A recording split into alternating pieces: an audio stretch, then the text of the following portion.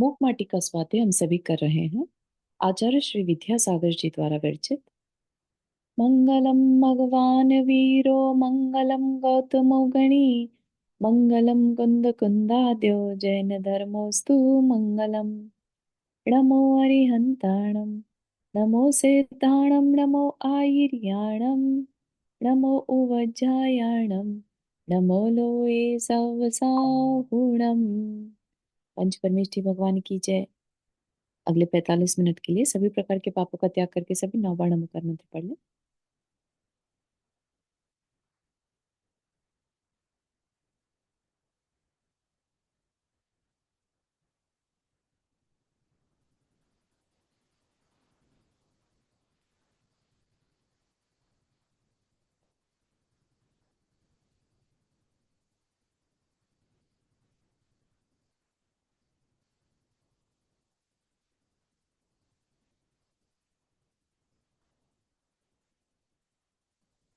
तो हमारा जो यहाँ पर विषय चल रहा है वो था कि सागर जो है बहुत अच्छा नेचर का नहीं दिखाया उसको।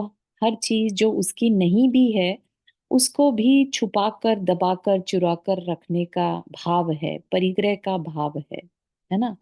और उसके लिए उसको जो भी कार्य करना पड़े, चाहे किसी को रिश्वत भी देनी पड़े कि वो उसके इस कृत्य में सपोर्ट करे, तो वो उससे भी पीछे नहीं हटता।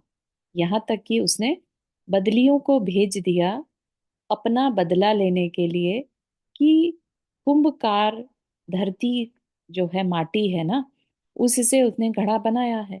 तो उससे वो सहन नहीं हो रहा है, वो धरती से ईर्ष्या कर रहा है। ठीक है ना। तो उसने उस ईर्ष्या के चलते ये एक अपॉर्चुनिटी देखी। जब जो शिल्पी है वो 3 दिन के लिए बाहर गया, तो पीछे से सागर ने सोचा कि ये अच्छा अवसर है और उसका सब कुछ बहा देते हैं। ऐसा तेज बरसो जाके, और स्पेशली उधर ही जाकर बरसना, ऐसा कह के बदलियों को भेज दिया। ठीक है। लेकिन जब वहां बदलियां वहां पहुंची तो सूर्य से ये चीज देखी नहीं गई। ठीक है। तो वो जब सूर्य की परिक्रमा लगा रही थी उसको कवर करने के लिए, उसको ढकने के लिए, तो सूर्य ने फटकार लगाई उनको, स्त्री जाति को की याद दिलाते हुए कि स्त्री जाति का स्वभाव कैसा है, कि तुम इस तरह का व्यवहार कैसे कर सकती हो। तुम तो माता के समान हो, तुम घर को संभालने वाली हो, पुरुष को संभालने वाली हो, उसके पाप उससे उसको पाप से बचाने वाली हो, तुम खुद पाप में कैसे लग सकती हो। है ना। कि ये प्रलय लाने का काम आज तक स्त्री जाति ने नहीं किया। तुम राग रंग को त्यागने वाली इस तरह की होने के बाद तुम इस तरह के कृत्य कैसे कर सकती हो। ठीक है ना। तो ये सारा जब उनको सुनाई दिया, तो कह लीजिए कि जैसी संगति वैसी मति। तो जब सागर के साथ रह रही थी तो सागर जैसी सोच हो रही थी, अभी वो सूर्य के समक्ष आ गई तो सूर्य जैसी सोच उनकी हो रही है। एक जो सही जजमेंट को लेकर चले, सही विचारों के साथ, निष्पक्ष भावों के साथ, राइट। तो उन्हें रियलाइज हुआ, छीर नीर का विवेक उनमें जागृत हो गया, क्या करना और क्या नहीं करना। ठीक। तो अब उन्हें लग रहा है कि उन्हें कैसा बनना है, दान कर्म में लीन, दया धर्म में प्रवीण, ऐसा उन्हें बनना है। ठीक है। अभी तक कैसी थी, काले भाव वाली। अब कैसा बनना है, दान कर्म वाली। ठीक है।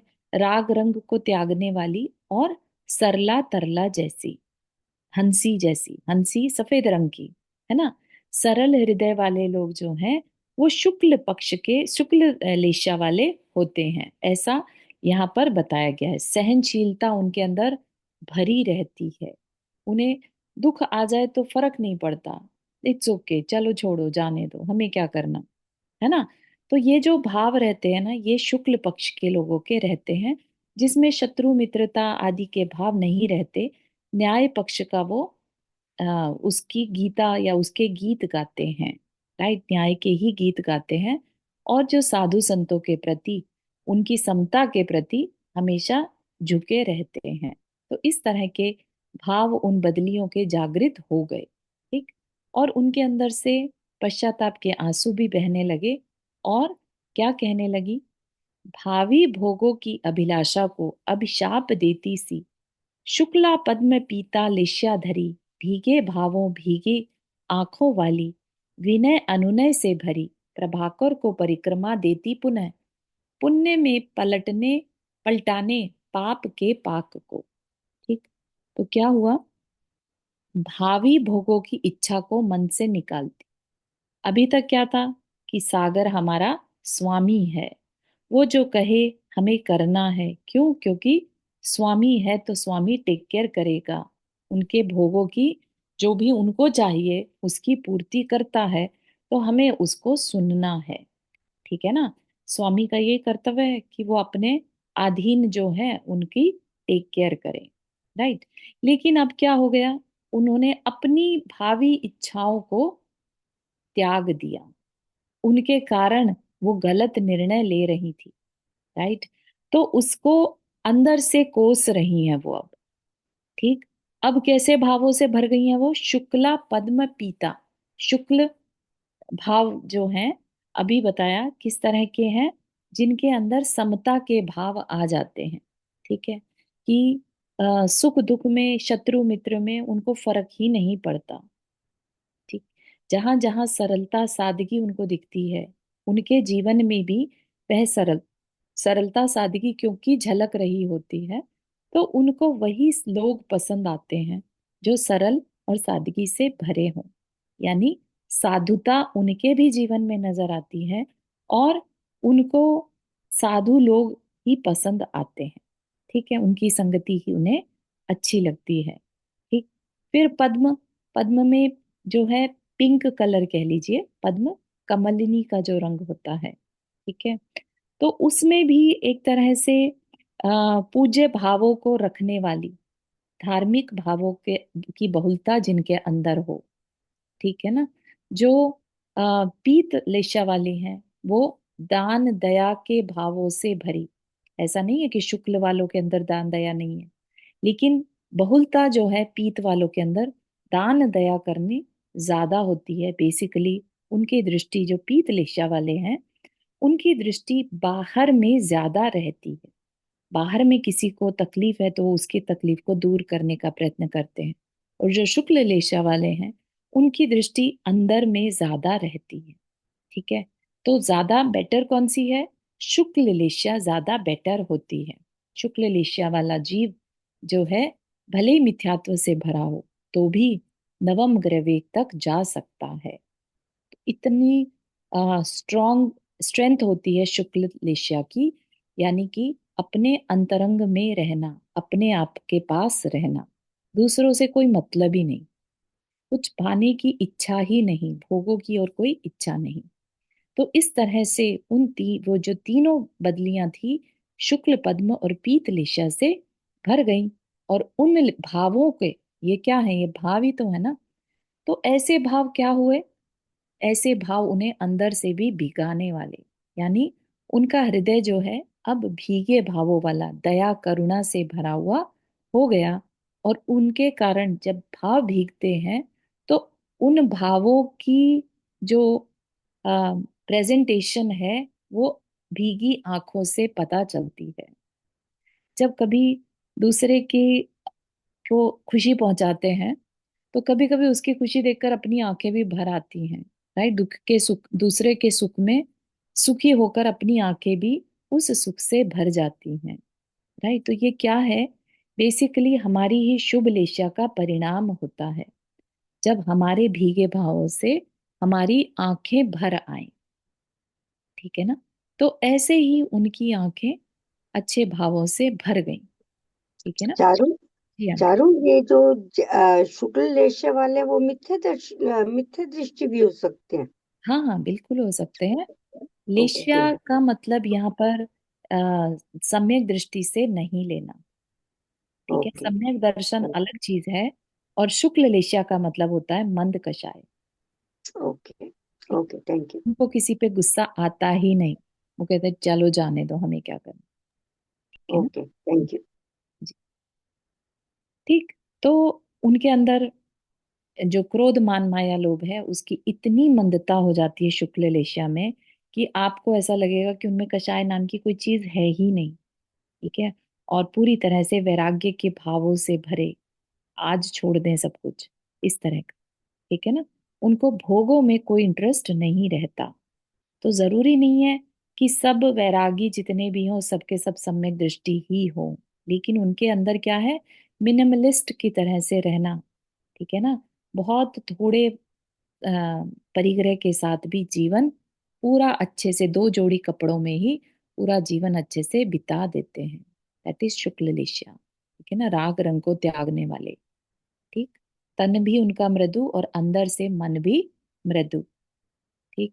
तो ऐसे ही वो जो बदलियां हैं, भीगे भावों और भीगी आंखों वाली, विनय अनुनय से भरी, उनके अंदर सूर्य के प्रति विनय भाव जागृत हो गया कि ये हमारे अंदर हमारे अच्छे भावों को जागृत करने करने में कारण बना। इसलिए उसके उनके अंदर उस सूर्य के प्रति विनय के भाव जागृत होने लगे, और उसी से भरकर उन्होंने प्रभाकर को परिक्रमा देती पुनः फिर से उसकी एक और परिक्रमा लेने के भाव बना लिए। किस लिए? पुण्य में पलटाने पाप के पाक को।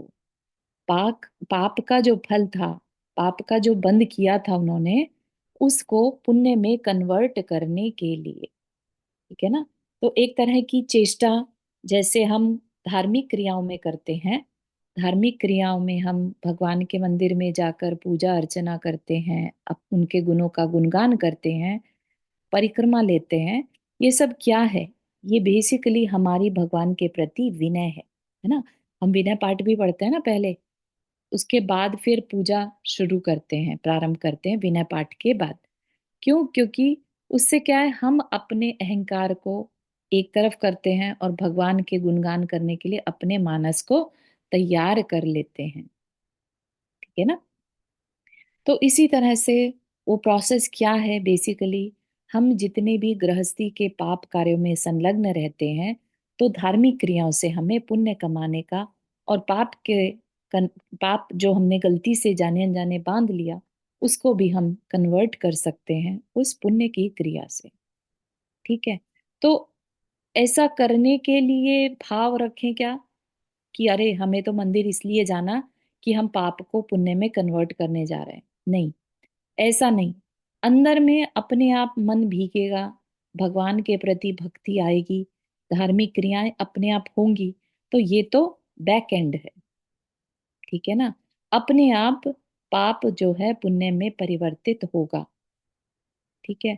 तब जीवन में जो है तकलीफ जो भी जो है, वो दुख का समय भी अच्छे में या कम तकलीफ देकर निकलता हुआ पाया जाता है। ठीक है ना। जो धार्मिक क्रियाओं में लगा रहता है, धर्म का सहारा लेता है, उसके जीवन में बहुत ज्यादा डिस्टरबेंस देखने में नहीं आती। भले ही उसकी जगह अगर कोई बहुत तीव्र कसाई हो, है ना, बहुत गलत कामों में लगा हो और उतना तीव्र कर्म उसका उदय आ जाए, तो बहुत ज्यादा विचलित होते हुए भी देखा जा सकता है। ठीक है ना। लेकिन जिसने ऑलरेडी समझ लिया क्या करना क्या नहीं करना, ठीक है ना, तो बहुत ज्यादा विचलित होता हुआ नहीं पाया जाता। ठीक।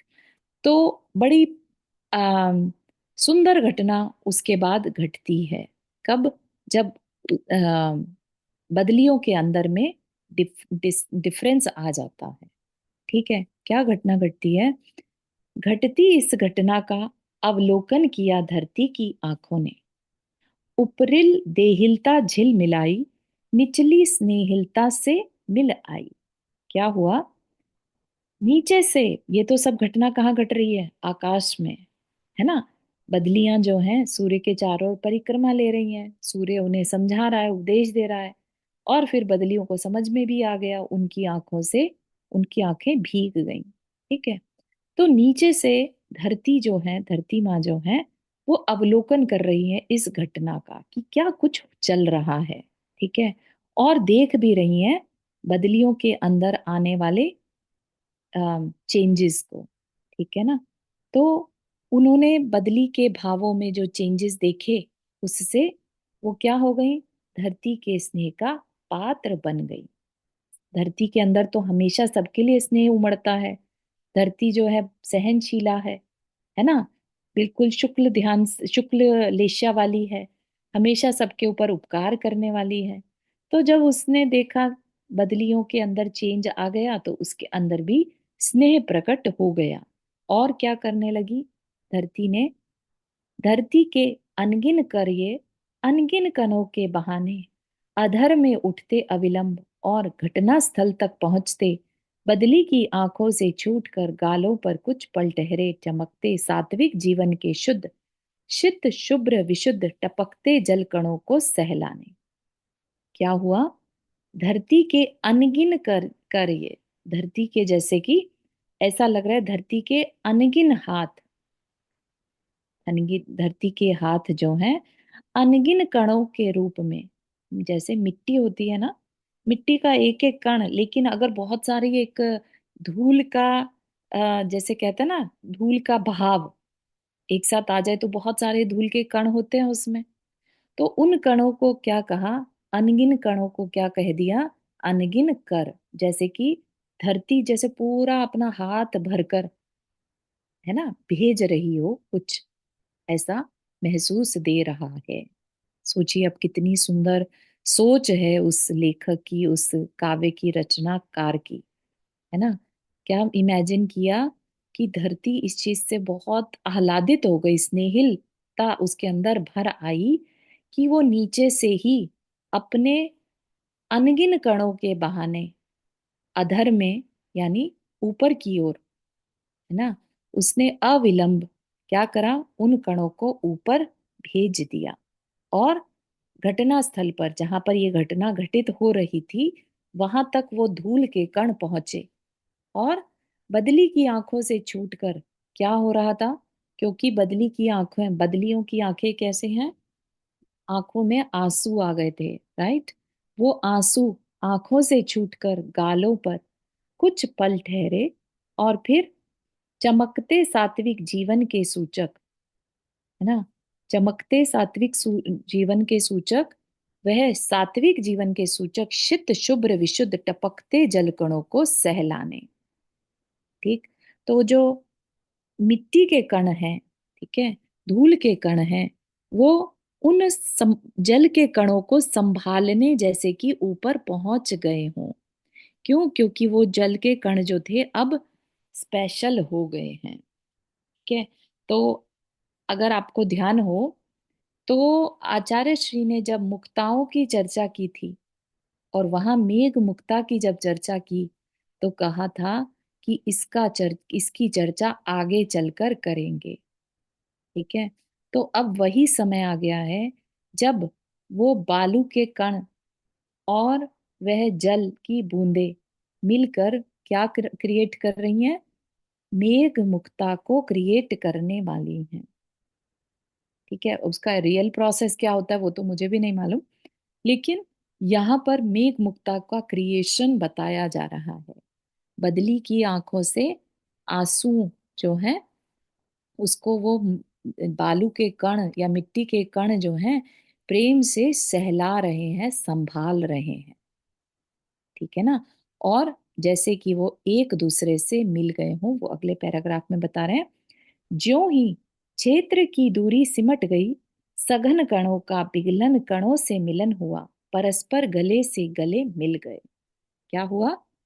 ज्यों ही क्षेत्र की दूरी सिमट गई, कहाँ तो वो धरती पर थे कण, बालू के, मिट्टी के, और अब वो ऊपर चले गए तो दूरी मिट गई, राइट। सघन कणों का पिघलन कणों से मिलन हुआ। बालू क्या है? ठोस। और जल क्या है? पिघले हुए लिक्विड। उन दोनों का आपस में मिलन हुआ, दोनों एक में हो गए, परस्पर गले से गले मिल गए। ठीक है। तो एक उनके मिलने से क्या हुआ? मेघ मुक्ता का अवतार, शेष बचा संस्कार के रूप में, छल का दिल छिल गया, सब कुछ निश्चल हो गया, और जल को मुक्ति मिली लो, यूं मेघ से मेघ मुक्ता का अवतार। ठीक है। तो जल मुक्त हो गया किससे? याद हो आपको, जल को क्या कह दिया था? जड़दी, है ना। जलधि की जगह सागर के जल को क्या कह दिया था? जड़ बुद्धि, मूर्खता, है ना। जो अपना बदला लेने का मन बना रहा है। ये क्या है? ये निकृष्ट विचार है, मूर्खता के विचार हैं। ठीक है। तो जल को उस निकृष्टता के विचारों से मुक्ति मिली, और क्या बन गया? जब हम निचले विचारों से उठकर ऊपर की ओर बढ़ते हैं, अच्छे विचारों की तरफ, हित अहित की तरफ, तो जीवन एक तरह से मोती के समान बन जाता है। ठीक है ना? तो वही चीज यहाँ पर कह रहे हैं कि जो जल है, जल को मुक्ति मिली, जो उसकी जड़ता थी उससे उसे मुक्ति मिल गई, और अब वो मेघ से मेघ मुक्ता का अवतार हो गया, क्रिएशन हो गया। सब कुछ वहां पर क्या हो गया? प्योर हो गया। प्योरिटी के केस में ही मोती बनता है ना? जब भी मोती बनता है, किसी न किसी प्योरिटी के कारण ही बनता है। सीप में भी जब जल जाता है, तो वो कुछ स्पेशल नक्षत्र के में ही जब जाता है तभी ऐसा हो पाता है। राइट? तो इतना सुंदर प्रोसेस है वो मुक्ता के बनने का। तो उस पर अब क्वेश्चन रेज हो रहा है, यह किसकी योग्यता, वह कौन उपादान है? यह किसकी सहयोगता, वह कौन अवदान है? यहाँ वेदना किसकी, वह कौन प्राण है? यहाँ प्रेरणा किसकी, वह कौन त्राण है? वे सब शंकाएं स्वयं निशंका हुई। अब सब कुछ रहस्य खुल गया पूरा का पूरा। मुक्ता की वर्षा होती अपक्व कुंभों पर, कुंभकार के प्रांगण में पूजक का अवतरण, पूज पदों में प्रणिपात। ठीक। तो वर्षा तो हुई, है ना? लेकिन किसकी? मुक्ता की। रादर देन जल की वर्षा होने के, जो पहले एक प्रलय का रूप लेना वाले थी, वही अब किस में कन्वर्ट हो गई? जल की वर्षा ना करके उन्होंने मोतियों को बरसाना शुरू कर दिया, मेघ मुक्ता को, जो कि बहुत रेयर है। ठीक है। तो अब क्वेश्चन यहाँ पर रेज हुआ कि ये सब जो हो रहा है, ये किसकी योग्यता से हो रहा है? कौन है यहाँ पर उपादान? उपादान मतलब जो उस रूप परिणत हो गया। तो यहाँ पर कौन परिणत हुआ? मुक्ता में परिणत कौन हुआ? जल परिणत हुआ, जल की बूंदे, है ना? तो उपादान कौन हो गया? जल की बूंदे। उनमें ये योग्यता थी। ठीक है ना? लेकिन जब तक क्या नहीं मिला, किसका सहयोग नहीं मिला, निमित्त का सहयोग ना मिला, तब तक उनकी ये योग्यता किसी काम नहीं आ रही थी। ठीक है ना?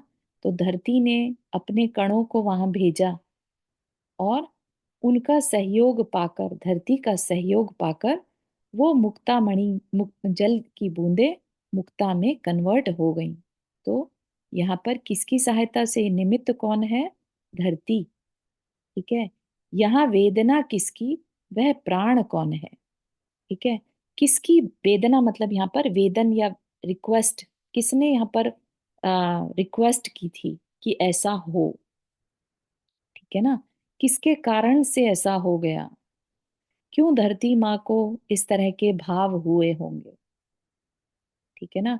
तो उसमें जो सबसे बड़ा कारण निमित्त बना, वो था शिल्पी के, जो उपाश्रय था, जहां पर उसने वो कुंभ रखा था सूखने के लिए, उसकी एनर्जी थी वहां पर, उसकी इतनी पवित्र भावना थी कि उसका ये सब क्रिएशन हो गया। ठीक है ना? सूर्य के भाव हुए बदलियों को समझाने के। ठीक है ना? बदलियों को समझ भी आ गया। समझ रहे हैं आप निमित्त क्या क्या नहीं कर देता, निमित्त का कितना प्रभाव रहता है। उसमें कारण कहाँ से स्टार्ट हुआ? शिल्पी की निस्वार्थ भावना। ठीक है ना? तभी करके तो जल मुक्ता जो है, मेघ मुक्ता है, वो कहीं और नहीं बल्कि कहाँ बरसी? कुंभकार के प्रांगण में। और वो भी किन पर? अपक्व कुंभों पर। तो पहले अगर जल बरसता प्रलय के रूप में, तो भी वो कच्चे घड़ों के ऊपर बरसता, है ना? लेकिन अभी क्या हो गया? वो कन्वर्जन हो गया। उसमें जो कुंभकार की भाव थे, उसके भावों की जो उतनी एनर्जी थी, जिसके कारण ये सारी घटना घटित हुई। तो कह रहे हैं, वे सब शंकाएं स्वयं निशंका हुई। सब कुछ रहस्य खुल गया पूरा का पूरा। और पूजक का अवतरण पूज्य पदों में प्रणिपात। पूजक कौन? पूजक मतलब पूजक मोती, जिनसे पूजा की जाए। ठीक है। और पूज्य पद कहाँ हुए? पूज्य पद जिनमें माथा झुकता है या जिनमें पूजा की सामग्री को चढ़ाया जाए, जो कि यहाँ पर क्या हो गए? अपक्व कुंभ, है ना। कुंभकार का प्रांगण, वो क्या हो गया? वो पूज्य धरती जो है, वहां जाकर पूजक मोती अपने आप बरस गए। ठीक है, बात समझ में आ रही है? इसको जैसे अगर हम रियलिटी में सोचें तो मतलब जो बारिश हुई, बारिश नहीं मतलब बहुत छोटे छोटे जो बूंदें गिरी, हम्म। तो वो मतलब कणों से मिलकर पानी का रूप नहीं रही, फिर वो मिट्टी का ही वैसे हो गई ना ये। हाँ, वह मेघ मुक्ता मोतियों में बदल गई। जैसे होता है ना, बारिश होती है ना, मोतियों की भी बारिश होती है, ऐसा कहा जाता है ना। पुराने पुराणों को उठाकर देखेंगे तो उसमें मेघ मुक्ता की चर्चा आती है। ठीक है ना। जैसे हम पंचाश्चर्यों के बारे में पढ़ते हैं, राइट। नहीं वो तो अलग है, लेकिन अभी ये जो मिट वो मतलब धूल और हाँ पानी मिलकर जो हाँ बना वो मतलब वो जमीन पर आया, जिससे कि घड़े का वो खराब नहीं हुआ उसका। हाँ, मतलब लिटरली वहां पर वो मेघ मुक्ता बनकर आई। नॉट जस्ट कि वो मुक्ता नहीं, जल ही है, छोटी छोटी बूंदे इसलिए मुक्ता कह रहे हैं, नहीं। अभी आगे का प्रकरण सुनेंगे ना, तो अच्छा अच्छा। हाँ, वो मुक्ता मतलब मोती मेघ मुक्ता ही बनकर वहां पर बरसे हैं। ठीक है, जो कि बहुत रेयर होता है। तो ये रेयर घटना घटी है ना। किनके कारण? कुंभकार के कारण, कुंभकार की निस्वार्थ भावना के कारण। ठीक है, अभी सुनिएगा, बहुत सुंदर वर्णन आगे आ रहा है कुंभकार की भावों के बारे में भी। ठीक। कुंभकार की अनुपस्थिति, प्रांगण में मुक्ता की वर्षा, पूरा माहौल आश्चर्य में डूब गया। अड़ोस पड़ोस की आंखों में बाहर की ओर झांकता हुआ लोभ। ठीक है ना। तो कुंभकार तो था नहीं वहां पर, और प्रांगण में मुक्ता की बारिश हो रही है, मोती बरस रहे हैं। तो सभी आश्चर्य में पड़ गए कि अरे ये क्या हो गया। सबकी आंखें फटी की फटी रह गई कि ये क्या हो रहा है। अड़ोस पड़ोस की आंखों में बाहर की ओर झांकता हुआ लोभ। तो उनकी सबकी आंखों में लोभ उमड़ने लगा। अरे, कोई है नहीं वहां पर, और वहां पर तो मोती बरस रहे हैं। ठीक है ना। हाथों हाथ हवा सी उड़ी बात राजा के कानों तक पहुंचती है। फिर क्या कहना प्राणी, क्यों ना छूटे राजा के मुख में पानी। अपनी मंडली ले राजा आता है। मंडली वह मोह मुग्धा लोभ लुब्धा, मुधा मंडिता बनी, अदृष्ट पूर्व दृश्य देख कर। ठीक है। तो क्या हो गया? बारिश हो रही है, वास्तविक मुक्ता की बारिश होने लगी वहां पर। और किस कारण से? कुंभकार की निस्वार्थ भावों के कारण से। इतनी पावर थी उसमें कि धरती ने भी उन कणों को, जल की बूंदों को संभाला, और प्रेम के कारण वो जल की बूंदें मोती में कन्वर्ट हो गई, ऐसा काव्य कवि का कहना है। ठीक है। और जब वो हो रहा था, हाथों हाथ हवा की तरह बात जैसे हवा में उड़ जाती है, राजा के कानों तक पहुंच गई। और फिर क्या था? राजा के मुख में पानी आ गया। जैसे होता ना कि कभी खाने, अच्छे टेस्टी खाने की बात सुनकर मुंह में पानी आ जाता है कि काश मुझे भी मिल जाए, है ना। ऐसे ही राजा के मुख में पानी आ गया। अरे, मेघ मुक्ता बरस रहे हैं, मुझे भी जाना चाहिए। और अपनी मंडली ले राजा आता है, अपनी पूरी सभा को लेकर वहां पहुंच जाता है। और मंडली वह मोह मुग्धा लोभ लुब्धा, मंडली के भी अंदर लोभ जागृत है, और देख रही है अपलक, बस एकदम, जैसे एकदम जैसे हो जाता ना कि क्या ही कर दें, कुछ समझ में नहीं आ रहा है। अदृष्ट पूर्व दृश्य देखकर, उन्होंने ऐसा दृश्य कभी नहीं देखा था। ठीक है ना। मुक्ता की राशि को बोरियों में भरने का संकेत मिला मंडली को।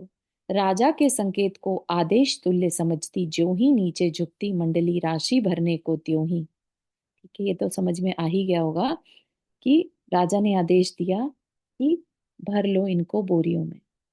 जबकि क्या वो राजा का था? नहीं। क्या राजा के पास कोई कमी थी? नहीं।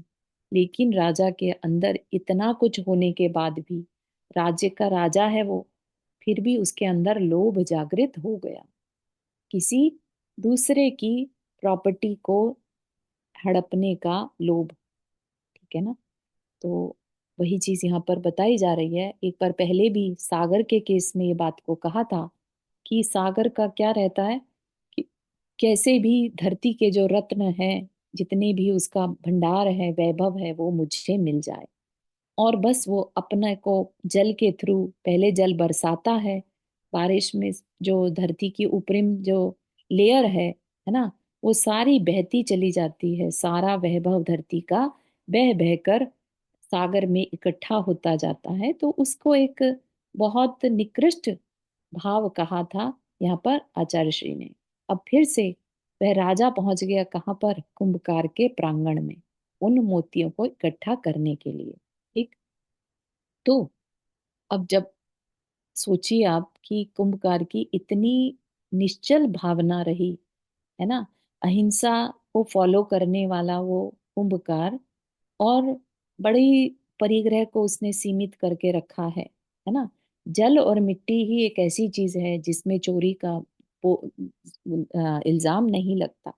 तो वो किसी भी तरह के पापों से दूर रहता है, हिंसा आदि में भी इन्वॉल्व नहीं होता। और ऐसी जगह पर अगर कोई पहुंच जाए उसकी चीज को हड़पने के लिए, तो उसके साथ क्या होगा?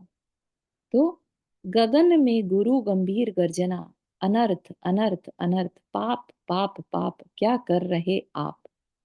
परिश्रम करो, पसीना बहाओ, बाहुबल मिला है तुम्हें, करो पुरुषार्थ सही, परुष की पहचान करो सही।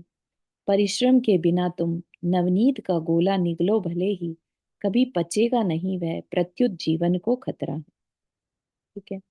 तो इसको हम आज के संदर्भ में भी ले सकते हैं। यहाँ पर क्या कह रहे हैं कि अनर्थ हो रहा है, ये पाप है ये। क्या क्या कर रहे हैं आप? हो क्या रहा था वहां पर? राजा पहुंचा दूसरे की चीज को हड़पने के लिए, है ना। क्या कर रहे हैं? चोरी क्या है? बेसिकली चोरी भी देखा जाए तो चोरी में भी पुरुषार्थ है, चोरी करना।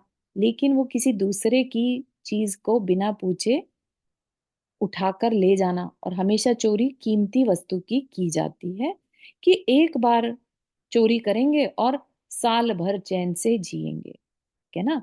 तो इस तरह के जो भाव होते हैं इंस्टेंट मनी वाले, वो भाव चोरी में भी रहते हैं, और वही भाव जुआ आदि में भी रहते हैं, लॉटरी आदि में भी रहते हैं, जहाँ परिश्रम ना करना पड़े और बस मिल जाए। तो उसके ऑपोजिट कह रहे हैं कि परिश्रम करो, पसीना बहाओ, बाहुबल मिला है तुम्हें, करो पुरुषार्थ सही। ठीक है। पुरुषार्थ करके जो पैसा कमाया जाता है वही हमारा अधिकार कहलाता है। ठीक है ना। तो पुरुष की पहचान करो सही। पुरुष की मतलब पुरुष आत्मा को कहा, अपनी पहचान करो। परिश्रम के बिना तुम, परिश्रम के बिना तुम, अगर हमने नवनीत का गोला निगला भले ही, नवनीत होता है मक्खन, है ना। तो अगर पूरा का पूरा मक्खन की टिकिया कह लो, तो बहुत सारा मक्खन खा भी लिया, कभी पचेगा नहीं वह बिना परिश्रम के। अगर उसके बाद पड़ गए या हिले डुले नहीं, तो क्या होगा? वह नवनीत का गोला ही प्रत्युत जीवन को खतरा, जीवन के लिए खतरा बन जाता है ना। तो परिश्रम करना जरूरी है अगर हेल्थ भी अच्छी चाहिए तो। ठीक है ना। तो मेहनत के बिना तो भोजन भी करा हुआ जो है वो नुकसान ही पहुंचाता है, ये कहना चाह रहे हैं। ठीक है ना। छोटी सी ये क्रिया भी बिना परिश्रम के वेस्ट हो जाती है। तो तुम बिना परिश्रम के दूसरों का अगर लूट के ले भी जाओगे ना, तो ये तुम्हें फबेगा नहीं। फबेगा मतलब तुम्हें रास नहीं आएगा, कहीं ना कहीं ये तुम्हारे लिए खतरा बन जाएगा। ठीक है ना। तो एक तरह से यहाँ पर लोभ दृष्टि को कहा जा रहा है कि लोभ के अंतर्गत जो कुछ भी कार्य किया जाता है वो कभी भी कल्याण करने वाला नहीं होता। लोभ के अंतर्गत, चाहे वो धन का लोभ जरूरत से ज्यादा जब हो जाता है ना, 99 का फेर भी हमें पहले बताया गया है कि एक बार 99 के फेर में पड़ गए कि जितना मिल गया उसमें चैन नहीं, अभी चलो थोड़ा सा और, बस 1 रुपया जो कम पड़ गया ना, उसको अभी और कमा लें फिर चैन लेंगे, है ना। फिर वो आ गया, फिर लगता है कि नहीं थोड़ा सा और कमा लें फिर चैन ले लेंगे, है ना। इस तरह से वो जो करता चला जाता है वो क्या कहलाता है, 99 का फेर। और वो 99 का फेर कभी भी हमें धर्म ध्यान करने नहीं देता, धर्म पुरुषार्थ में लगने नहीं देता, है ना। किस में लगाए रखेगा, अर्थ पुरुषार्थ और काम पुरुषार्थ, ठीक है ना। कमाओ, खाओ, पियो, मौज करो, फिर कमाओ, फिर कर उड़ा दो, और धर्म के लिए समय ही नहीं बचता, ठीक है ना। तो वही चीज को यहाँ पर फिर से रिपीट किया जा रहा है। बार बार एक चीजों को बताने से क्या होता है, अलग अलग तरीके से, अलग अलग बहानों से, है ना, अलग अलग उपमाएं लेकर, तो बात क्या पता हमारे समझ में आ जाए, ठीक है ना, इस अपेक्षा के साथ। तो मेहनत के बिना में वो हजम नहीं होगा। और क्या कह रहे हैं, पर कामिनी वह जननी हो, पर धन कंचन की गिट्टी भी मिट्टी हो, सजन सज्जन की दृष्टि में। हाय रे, समग्र संसार सृष्टि में अब शिष्टता कहाँ है वह, अब शिष्टता दुष्टता की रही मात्र। कह रहे हैं आज का समय, पंचम काल का समय कैसा हो गया, दुष्टता से भरा हुआ। सब एक दूसरे को लूटना चाहते हैं, है ना। और ना सिर्फ एक दूसरे के पैसे को लूटना चाह रहे हैं, है ना, दूसरे का और दूसरे की स्त्री पर भी नजर, है ना, रखना चाहते हैं, दूसरे का पैसा दूसरे की स्त्री। आचार्य श्री कह रहे हैं सबसे चीज जो इम्पोर्टेंट है अगर अपने जीवन में कल्याण करना है, तो पर स्त्री और पर धन से बचो, ठीक है ना। तो एक ही छोटा सा ही तो डिफरेंस है ना सज्जन और दुर्जन में, स और द, है ना। तो सज्जन के अंदर क्या है, पर धन पर वनिता, पर न लुभाऊं, है ना। तो दूसरे के धन पर नजर न डालो, दूसरे को मिला तो उसका, उसकी अनुमोदना करो, उसने कभी पुण्य किया होगा जो आज उसके जीवन में धन आ रहा है, ठीक है ना। वो धन मुझे मिल जाए ऐसे भाव में ना रखूं, दूसरे के धन पर नजर ना रखूं और दूसरे की स्त्री पर नजर ना रखूं, ठीक है ना। ये किसके भाव है, सज्जन की दृष्टि में। लेकिन हाय रे, समग्र संसार सृष्टि में अब शिष्टता कहाँ है वह, आज का समय शिष्टाचार से कहीं दूर चला गया और सिर्फ दुराचार ही शेष रह गया है, ठीक। ये तो ये एक मैसेज देना चाह रहे हैं यहाँ पर आचार्य श्री, कि अगर हमें अपने जीवन में कोई मैसेज लेना हो तो क्या लेना, पर धन और पर स्त्री से बचना, के भावों से बचना। यूं कर्ण कटुक अप्रिय व्यंगात्मक वाणी सुनकर भी हाथ पसारती है मंडली, और मुक्ता को छूते ही बिच्छू के डंक की वेदना, पापड़ सिकती सी काया सबकी छटपटाने लगी, करवटे बदलने लगी, अंग अंग में तड़पन पीड़ा, एड़ी से ले चोटी तक विष व्याप्त हुआ हो सब में, मुग्धा मंडली मूर्छित हुई, मोही मंत्री समेत सबको देह यष्टि नीली पड़ गई। बात थोड़ी सी समझ में अपने आप से आ रही होगी, है ना, कि ये भाषा समझ कर कि अरे दूसरे का धन है मत करो मत करो, है ना, ऊपर से आवाजें आई थी ना, अनर्थ अनर्थ अनर्थ, पाप पाप पाप, है ना।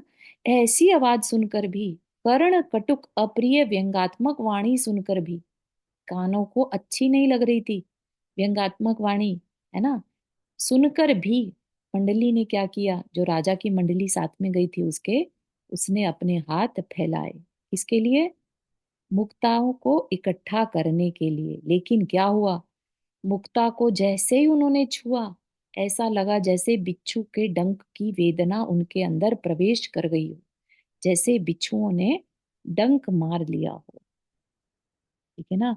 तो यही होता है, अगर किसी के निश्चल भावों से कमाया हुआ पैसा हमने किसी तरीके से कमा भी लिया, लॉटरी के रूप में या सट्टे के रूप में, है ना, पता नहीं किस किस की उसमें हाय लगी है, वो पैसा हमारे जीवन को कभी ऊंचा नहीं उठा सकता। तो उसी का एक रूपन यहाँ पर दिया जा रहा है, जैसे ही उन्होंने मुक्ता को छुआ ऐसा लगा बिच्छू के डंक की वेदना, है ना,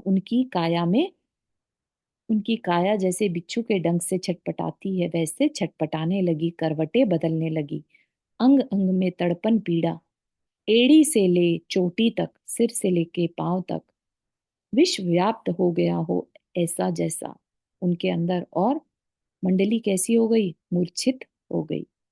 मोही मंत्री समेत सबकी देह यष्टि नीली पड़ गई। सबके अंदर विष फैल गया और पूरी मोही मंडली जो है मूर्छित हो गई। ठीक।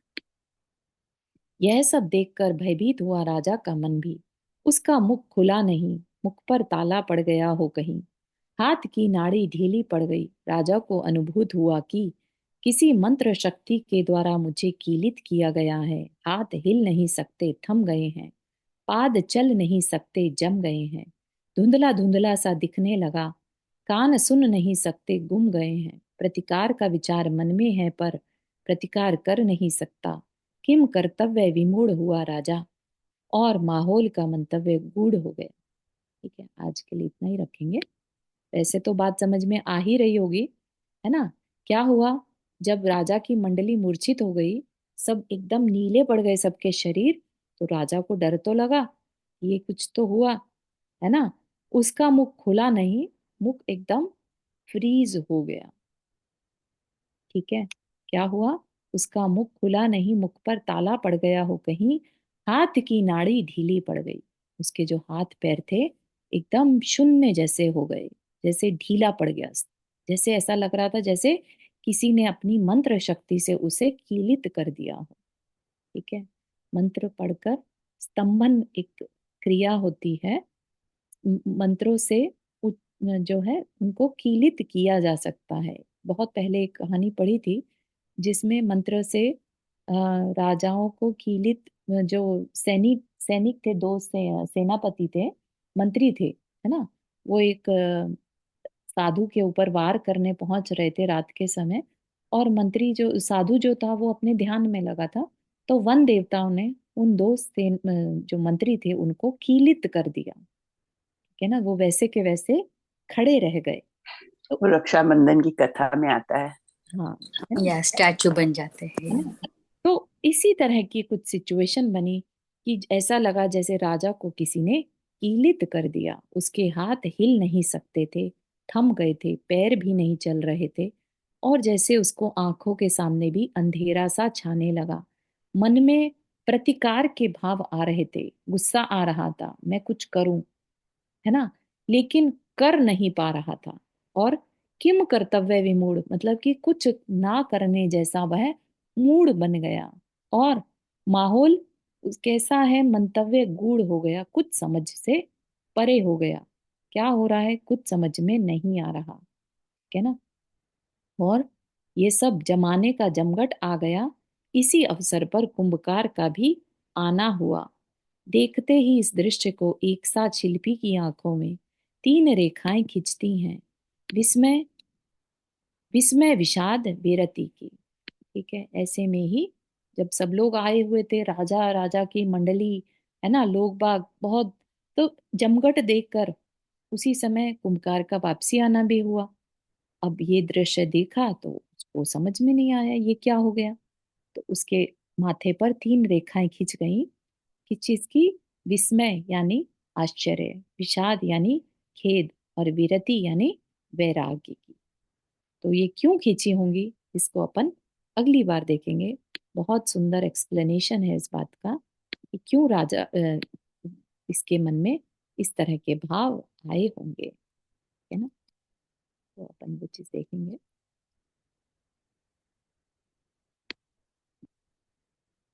ठीक है, यहाँ तक के किसी को कुछ बस मन में यही ख्याल आ रहा है कि काश कभी भी किसी बेगुनाह के ऊपर अन्याय हो तो ऐसे ही हो जाए। हाँ, होता है एक्चुअली। हमें दिखता नहीं है राइट अवे, यहाँ पर तो राइट अवे दिख रहा है ना, इसलिए ऐसा फील आ रही है कि राइट अवे दिख जाए। लेकिन कभी व्यर्थ नहीं जाता। इसीलिए साधु जो बनते हैं सब कुछ छोड़कर परिचय सहन करते हैं, है ना? और कोई उन पर अगर गलत व्यवहार करता है, मन में गलत विचार सोचता है उनके लिए, तो सोचिए कि कितना भयंकर पाप कर्म का बंध करता है। तो क्या साधु किसी का ले रहे हैं? किसी के लिए कुछ नहीं। जिसके अंदर मन में सिर्फ कल्याण की भावना है सबकी, और उस साधु पर अगर तकलीफ पहुंचा दे कोई, है ना, तो अपना ही अकल्याण कर लेता है इंसान, राइट। और आगे चलकर फिर उसे वेदनाएं उठानी पड़ती हैं जन्मों जन्मों तक, ठीक है ना। फिर भी हमें तो ज्ञान धारा में ही रहना है ना, कुछ सोचना नहीं है, राइट। हाँ, लेकिन देखिए अब ज्ञान धारा का मिसयूज नहीं होना चाहिए, ठीक है ना। जहां हम ओके। भावना भा सकते हैं, अच्छी भावनाएं, तो वो तो भाएं। हाँ, वो तो भा सकते हैं, तो लेकिन फिर भाने के उसने ऐसा बाद हम क्यों ज्ञान किया धारा वो में सब स्थित हो नहीं, जाए। मतलब कर्म धारा में नहीं चले जाए। हाँ, उसने क्यों ऐसा करा, करेक्ट, नहीं करना चाहिए, सब नहीं बिल्कुल। करे, राइट। हम उसके लिए कुछ बुरे भावना रखें, है ना, जो होगा, हाँ जो है सो है ना, ठीक है। हाँ। बिल्कुल इनके इनके लिए दया है, लेकिन उनके लिए भी बैर नहीं है। बिल्कुल ऐसा, ठीक। चलिए, बहुत सुंदर। तो यहीं तक रखते हैं आज के लिए। जिन मानुस्मृति। जावानी के ज्ञान से सूझे लो कालो, सो वाणी मस्तक धरो सदा देत बुधो। हे जिन वाणी भारती तो ही जपो दिन रैन, जो तेरा शरणा गए सो पावे सुख चैन। नौ वर्णों करना।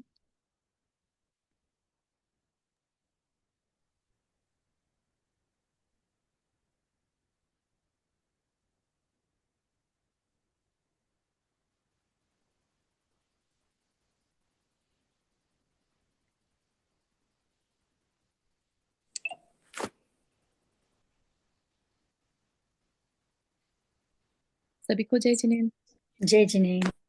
जय जिनेन्द्र सभी को। जो सभी को जय जिनेन्द्र। जय जिनेन्द्र।